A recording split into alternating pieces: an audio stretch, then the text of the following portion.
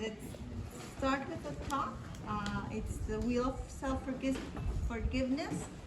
3 simple steps to radical self-love, self-confidence, and self-advocacy by Sean Massey, which I imagine it's you. So let's. Thank you. I didn't plan an introduction for myself. I was thinking they had the, and I am, however,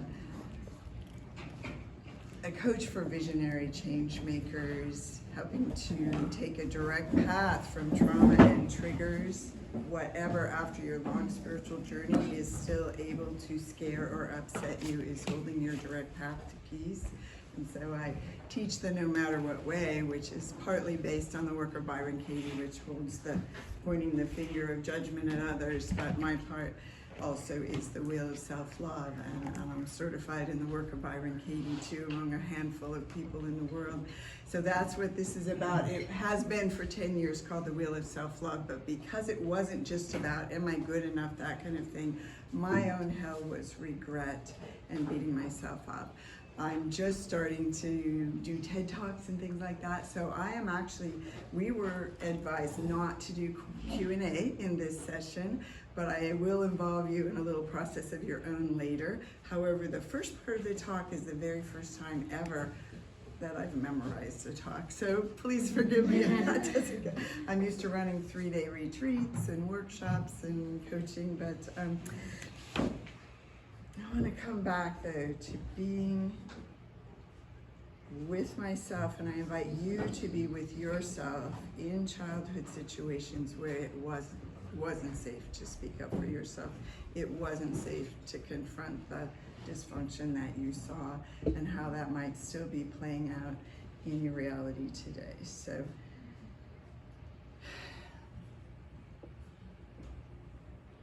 it's Sunday dinner and I'm 8 years old. I sit frozen as my wonderful mom becomes so consumed with self-judgment that it feels like she's abandoned me. I'll do anything to get her back, including abandoning myself. So I ignore my own needs and become small, apologetic, and overly accommodating. If you're like me, your mind twisted those animal instincts of freezing and fawning into the uniquely human practice of blaming ourselves.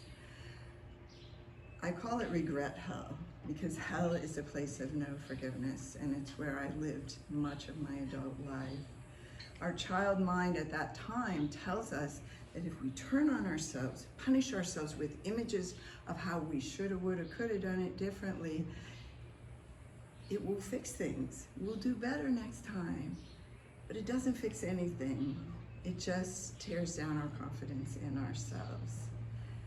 Like my mom and so many powerful, purposeful women and men, I carried this disempowering, self-critical mindset into my marriage and into the workplace.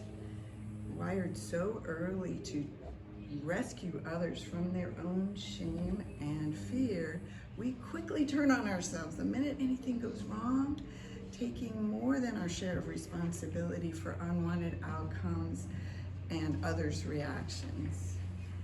So despite my successes and as an administrator, author, speaker on world stages, and a mom, I continued to turn myself into a pretzel to please, placate, fix everything for everyone, eventually leading to the collapse of my health, my career, and my marriage in the space of 9 months.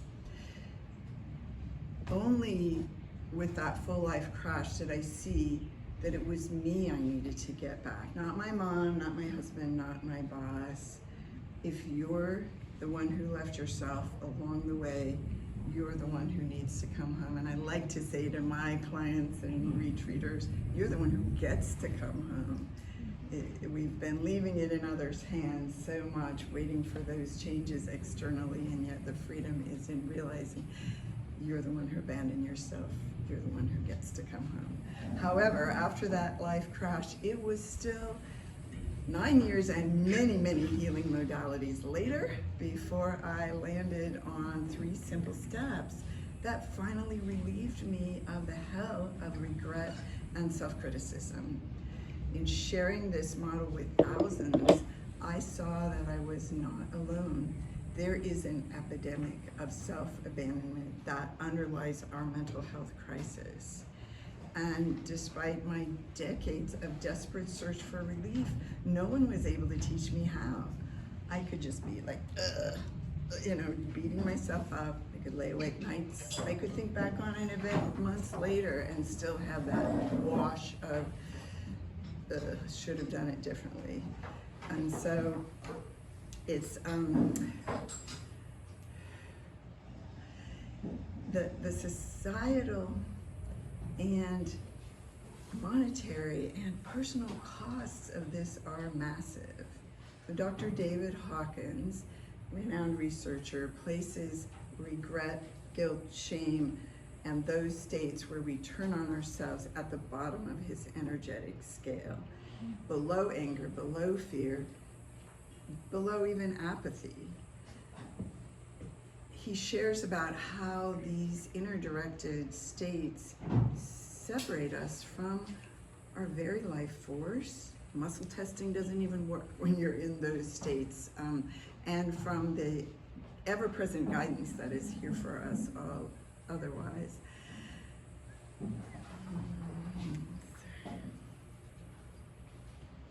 So one of the things I learned in sharing this model too, and that is explained by David Hawkins' explanation of the energy states and why I had energy illnesses for so long, is that in sharing my wheel of self-forgiveness with so many, to heal the self-inflicted trauma of our inner critic gone wild, I saw that it was also most likely to heal the collateral damage of that inner critic. Relationship dysfunction, anxiety, indecision, chronic pain, autoimmune disorders where the body follows suit and turns on us. So clearly, learning to stand with, by, and for ourselves and heal and forgive and be there for ourselves has payoffs on every level. Yet, as I said, in my decades of desperate searching, no one was able to teach me how. And even now, with this being an absolutely reliable way, like I thought it was a life sentence that I did not know how to handle regret. How I just thought, that's it. No one can teach me how. And now, not only am I completely free of it, but teaching others too, and love that even my friend Deneen, who's here, had found it online before she found me and was using it with her clients. So it's just, one CEO even recently told me that her counselor of 12 years said to her, "When are you ever going to forgive yourself?" But he had never really taught her how. And her executive coach just kept saying, kill that inner critic, get that positive mindset. But positive affirmations and many of the therapeutic and somatic methods that are here now do not reliably relieve or reverse regret health, because it is absolutely grounded in survival fear and in the belief that it is helping us. So the good news is, and I've seen it so often, that the inner critic is happy to put down its burden. It's one of the littlest parts of us.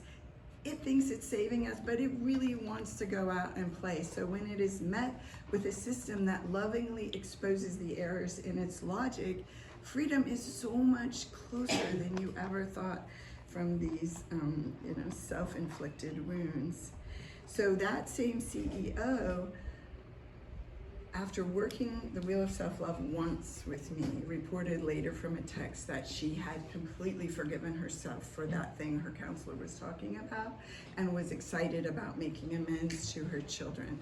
She also reported that she had made big progress in patterns of self-sabotage around time management, decision-making, and defensiveness that had really held her back as a leader, and I see that all the time.